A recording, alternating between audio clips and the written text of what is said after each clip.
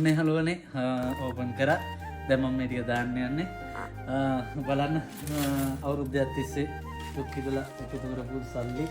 ආයි හලුවනේ සුබ දවසක් ඒවාට. ඔන්න අද මම ගෙනාවා ලස්සන වීඩියෝ එකක්. මමත් අවුරුදු දෙකක් තිස්සේ ඩුබායි වල දුක් මහන්සියෙන් හම්බ කරලා පොඩි ගාණක් ඉතින් මම මගේ කැටේට මෙන්න මේ කැටේට දාලා එකතු කරලා අද මම මේක අන්බොක්ස් කරන්න එහෙම නැත්නම් අද මම මේක ඕපන් කරන්න හදන්නේ. මොකද මගේ නෙක්ස්ට් ප්ලෑන් එකේ වැඩකට සල්ලි වගේ මොකද වෙලා තියෙනවා. ඒක නිසා දැන් මම මේක ඕපන් කරලා බලනවා කීයක් තියෙයිද කියලා. අවුරුද්දක් ඉතින් එකතු කරා තේනව නේද?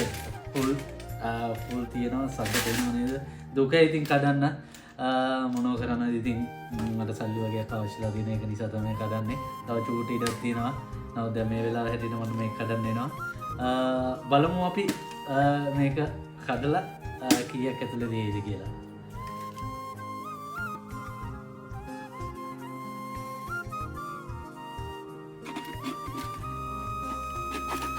මේ යාළුවනේ දැන් අන්බොක්ස් එක කරන ගමන් ඉන්නේ.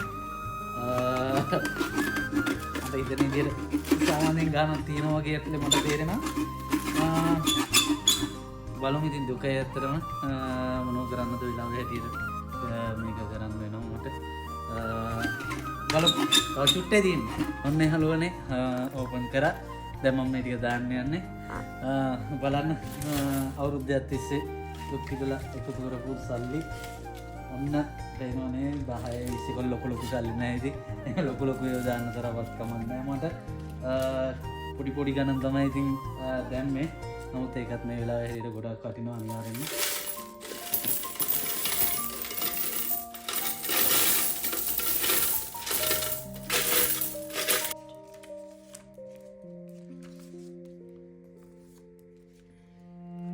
යාළුවනේ ඔන්න කැටේ කඩලි ඉවරලා සල්ලි ටික ඔක්කොම දාලා දැන් ඉතින් ගණන් කරලා ඉවරයි.